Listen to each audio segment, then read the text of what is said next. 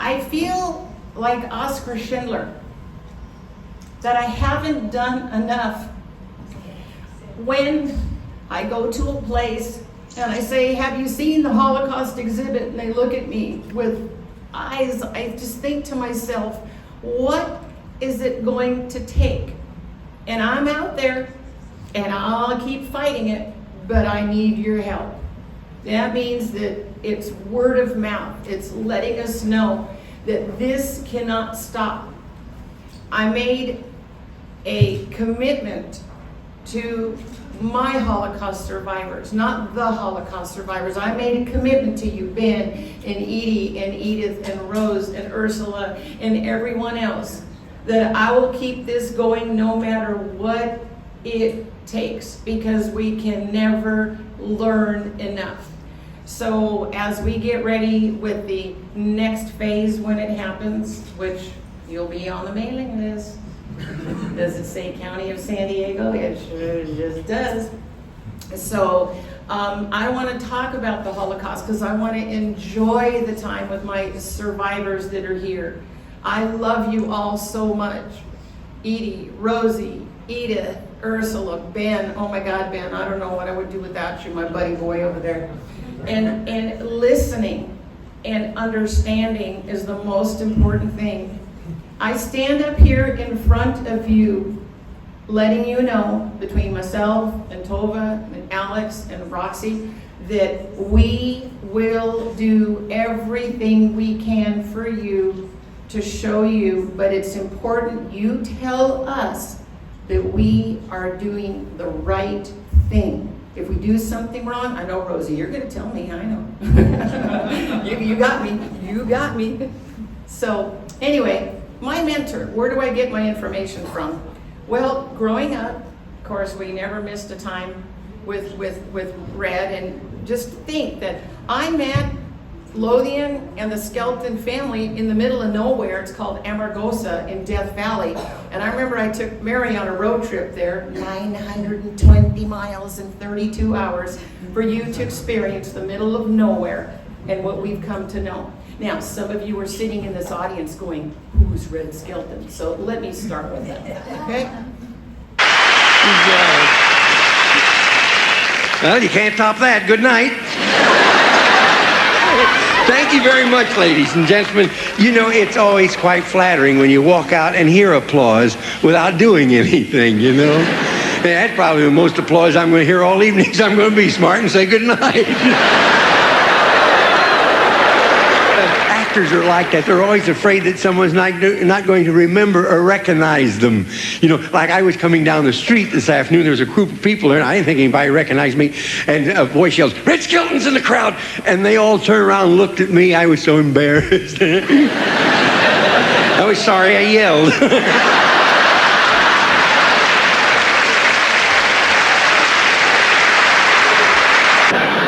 And this poetry here is this poetry is set to the same cadence as Rudyard Kipling's poem Boots. You've all heard Boots? You've never heard Boots? Boots, boots, marching up and down again. Boots, boots, in the slush and in the rain. Cannons and guns firing far beyond their range. And there's no silence in the night. Now you heard it.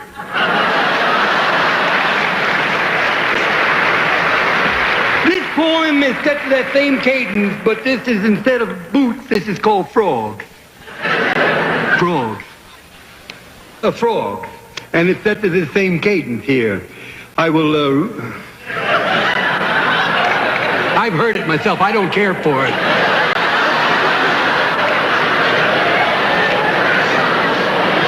I don't mind reading for you, but I ain't going to suffer, I'll tell you that. This is set to that same cadence. Say, a maestro. Is he all rehearsed now? Okay. Frogs, frogs, frogs, they are everywhere. Frogs, frogs, frogs croaking fill the air. Louder, louder, louder is their blasting blare, and there's no silence in the night.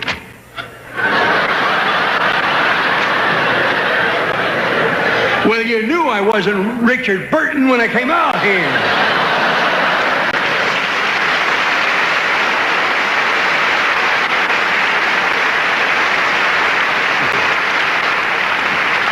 Frog. Frog. Croaks heard 3 miles away, 5, 6, 7 beyond that, they say, frog, frog, multiplying more each day, and there's no silence in the night.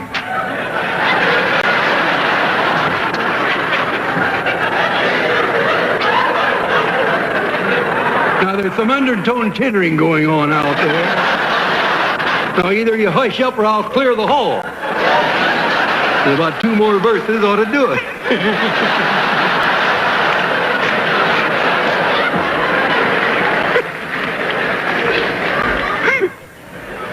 Frogs.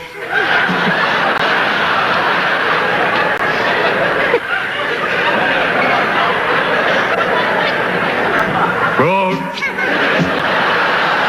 Don't get me to laughing, you'll never get out of here.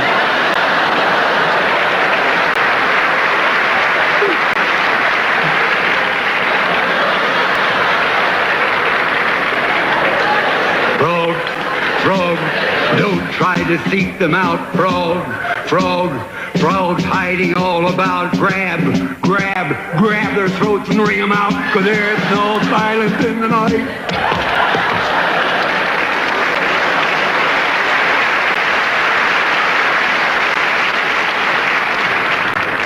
Frogs, frogs, they're good as only bad, flirting, flirting, flirting on their lily pad. Mom, mom, mom says no, but you know, Dad, there's no silence in the night. Frogs, frogs, don't you know the strain? Frogs, frogs, please, please, please refrain and listen. There they go again! Frogs, frogs, and there's no silence in the night.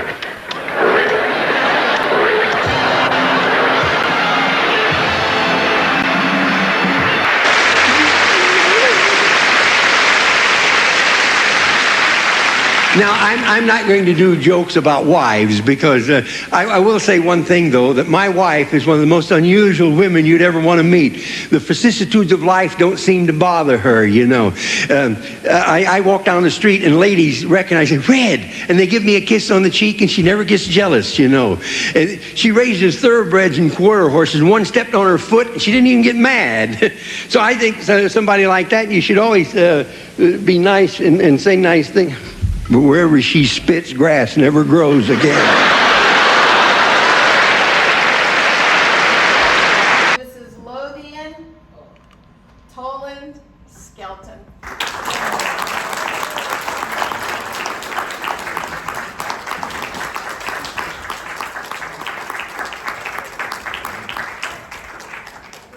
There's no silence in the night. Talk about funny. Hey, have a mic. Helps to do mine. Hello. So, for some of you who know me, I'm a USC show interviewer. And when I get into show alone, nothing else matters except the survivor. So, Ms. Lothian, notice her notes, notice my notes. We don't have any notes. Lothian, I asked you this yesterday, and I'd like to hear the answer. How far back can you remember? What were you doing way back when? Tell me about what you can remember in your life. In my life, I was thinking about when I met Red. I was in my baby buggy, and I don't remember that. But that was the real truth when I met Red. He was pushing me in a baby buggy. So how am I able to dispute that, right? Absolutely. And your life with a father who invented the camera lens and worked on Citizen Kane. He was a very famous film director. What was that like? Well, first of all, he was a film cinematographer, to be exact. All the mics working right now. And what was it like? Well, my father died when I was very young, so I never had the opportunity to really know him as well as most people know their fathers. But he was a gentle person. He was the first to get to the studio, the last to come home at night. He was dedicated to his craft, and he was an inventor. He came from Illinois, Springfield, Illinois. He came from more of a farming background, studying to be an engineer. And his craft became cinematographer because he had a natural eye and a natural feel for a camera. And he followed his heart and his abilities, and he became rather special. What is it like being with somebody like Red Skelton? Because he's a performer, he's an incredible artist, he wrote books. Tell me what your life was like with him, living on top of the hill, on the mountain in Palm Springs. Sandy, you're just too much. You don't see this in the car ride.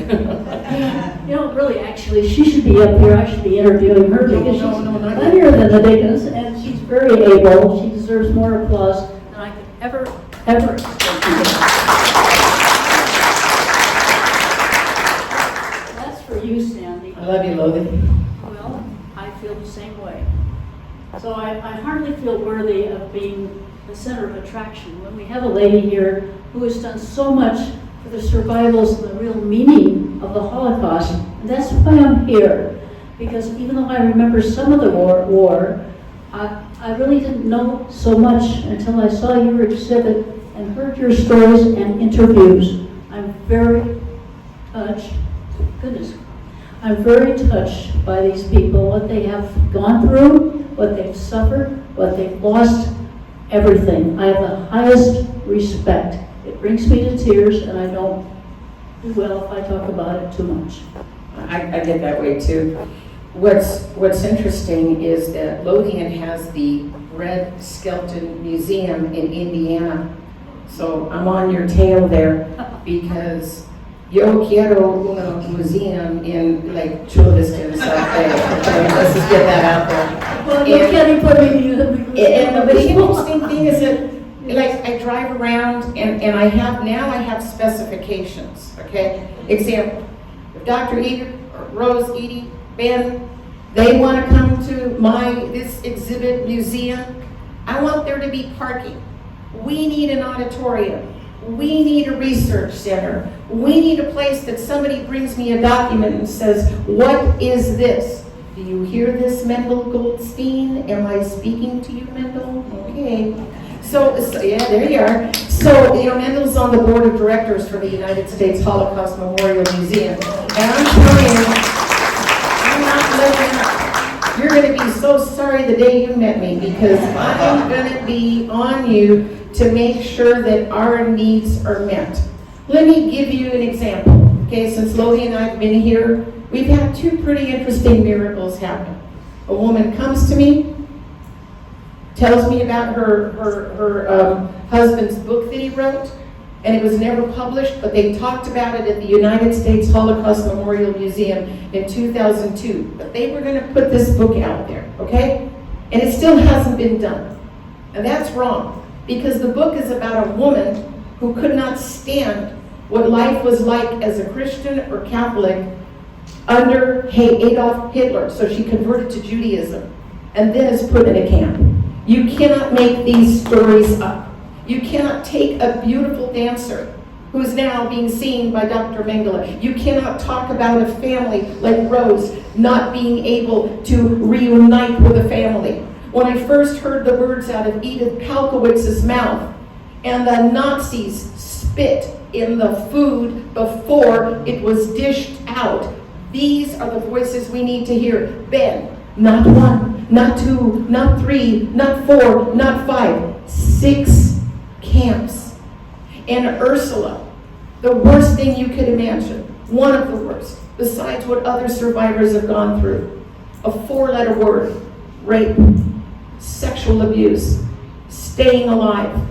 What do we do to do this? So my mentor, I come to Lothian. How did you get the Red Skelton Museum? What do I have to do to get a museum? What is it going to take, Lothian? First of all, it takes belief in yourself and what you believe in. And the fact that you've taken this far tells me that you're going to take it another step to a bigger museum and more exposure. I think it's very necessary in the world today where so many people, instead of loving each other and smiling, they have a frown on their face, they find a reason to dislike each other, to defame churches, synagogues, whatever it might be, to show hatred. This is not right. It's so much easier to love each other. It really is. And that's what I think people have to realize all over the world through the internet. Let's love one another. Let's achieve this. Let's not forget the past when love was trampled upon, and fairness and family and religion and beliefs. I think we can do it. I am just so grateful to be here with you. Does anyone have a question that you would like to ask Lothian? Raise your hand if there's something you want to ask. Please go right ahead. Hi, Ronnie. Good to see you. Hi, Lupe. You know, it's like family. It's like Mishpocha. Mishpocha's family. It's like family here. Yes, sir. So, being the spouse of a comedian theoretically is like a horrifying idea. Being the spouse of a comedian, because you don't know whether you're going to be in a joke. Oh, I love it. Was it I love it. something? I laugh at myself all the time. I can slip over any banana peel without even having one. You know, I'm just that type. That's why I didn't make a model. Because when I went to model on stage, instead of pointing my toe, I showed the sole of my shoe. And Robert Powers said, "You're out." So I know my place. I know my talents. I'm a good person behind the scenes, photographer, designer. All of this type of thing comes very naturally. But I'm not a star. I'm supportive of stars. Just remember, behind every great man is a great woman. And vice versa. So, So nice to meet you. You were saying you knew very little about what was going on in the Holocaust. As an American and your husband, what did you know that was going on during Second World War, and in particular the genocides, and how much did the American public know, and how much was a blind eye and deaf ear turned towards the story, and what was done by your family after the war or anything? Well, the one thing is, of course, I was very young when the war started, and my age is no secret. It was a horrible atrocity that was very well understood by my family, and although I did not have family members suffering that way, evil was always considered the lowest level of anything in your life. And to think that a horrible man could become such a miserable leader, which is a misused word, to create such evildoom, the best way I can put it, and take people's lives only because he was jealous, because they were doing better than others and were more intelligent than others, and he tried to eliminate bad people in his mind, which were the best people of all. I have a great respect for the Jewish population, because my father worked for Samuel Goldwyn. I met a lot of studio heads. They were Polish. They immigrated here between the First and Second World War, and they were haberdashers to start with. They worked hard, and then they ended up being motion picture studio moguls. And so I was aware of it, but as a child, I didn't have the depth of thinking to really appreciate that depth because of my age. But I'm perfectly aware to the ability that I have to be so aware. Michael, how are you? Good morning. Good. Thank you for being here. I'm not going to use the situation as a parallel because I never ever want to see the Holocaust again. But you have a culture where deniability is common. And what we saw back during World War II, what's been written, there was a lot of deniability that it wasn't as bad as it was. There was control of information and propaganda until finally the truth comes out. We are now in a stage right now with Russia and Ukraine, and we're starting to see developments of deniability again and the manipulation of media. Does that concern you that we might have something similar the Holocaust happening right now in Europe between Russia and Ukraine, as far as a man who's got hate and is hell-bent on destroying a culture? Well, it's a huge concern because there's a lot of truth in what you say in a different way, a different person, a different background, because KGB is a no-nonsense business and it's turned into a maniacal, miserable situation. I have a lot of Ukrainian friends, and the destruction and the desire to create control over another country so that you have all the seaports, everything under control in the Soviet Union, or Russia as we call it. It's disgusting. It's disgusting because innocent people are killed, mothers, grandmothers, children, etc. It is horrific, and quite frankly, if he swallowed a poison pill, it's fine with me. Amen. Sharon, how are you? Good, how you doing? This isn't so much a question as an anecdote. I was born in the 60s, so my parents would watch the Red Skelton show. And my dad would get excited about my mom, but my sister and I were terrified of it because we thought it was Red Skeleton. She thought it was Red Skeleton instead of Red Skeleton. That comes later, madam.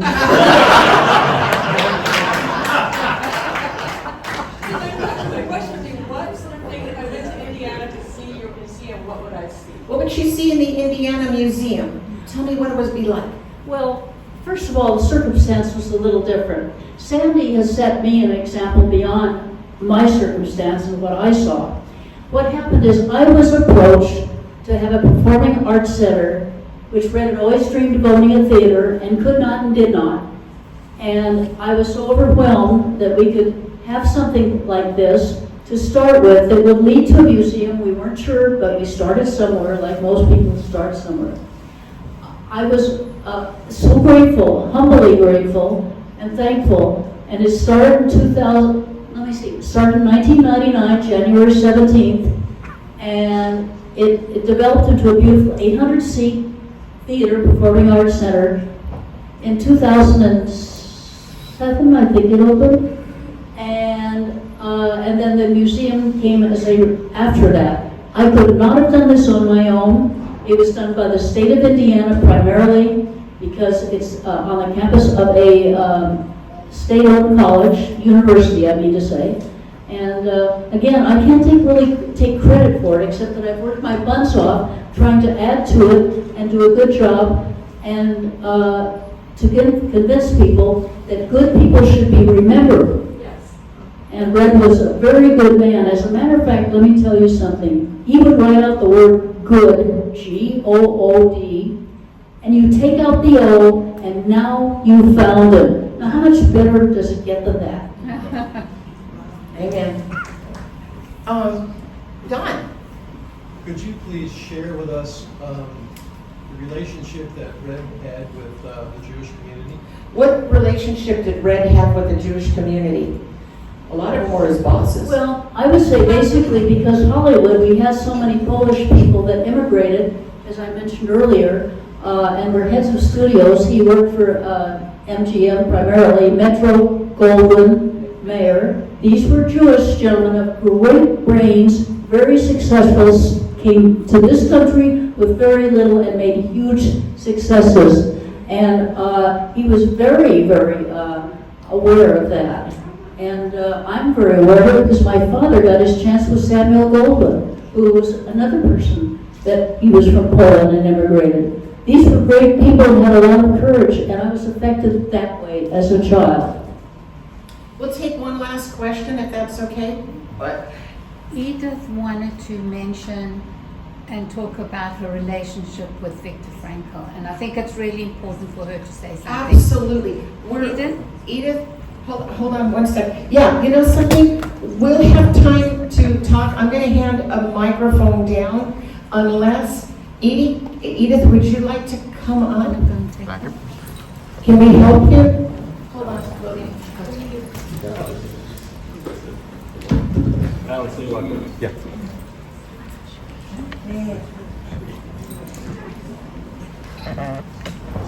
We're going to eat soon, okay? Tuxedo.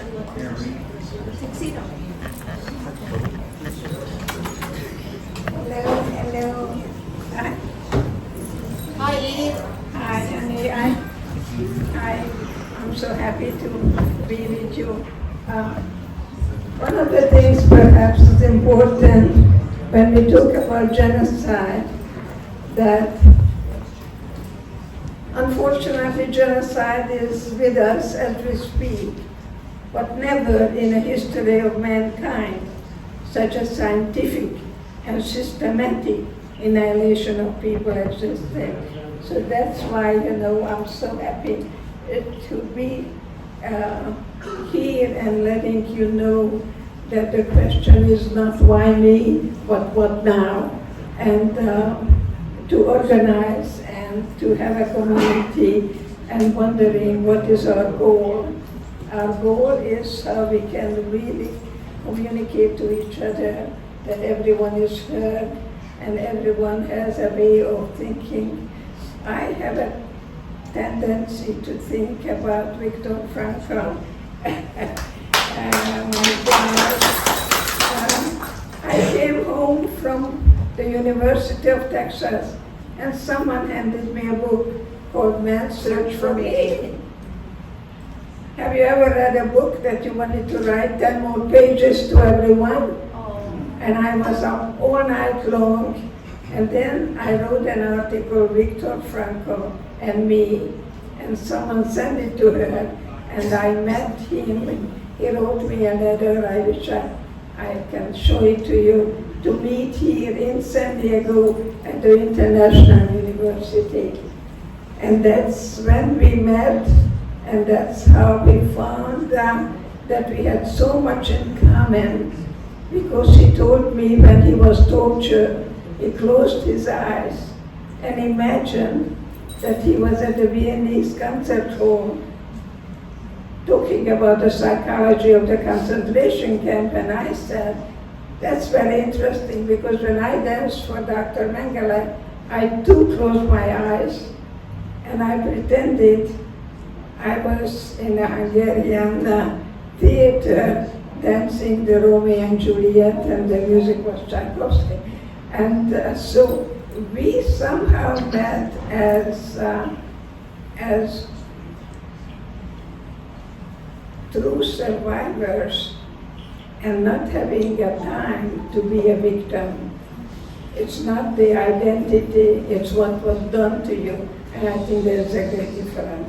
I don't have time to be a victim.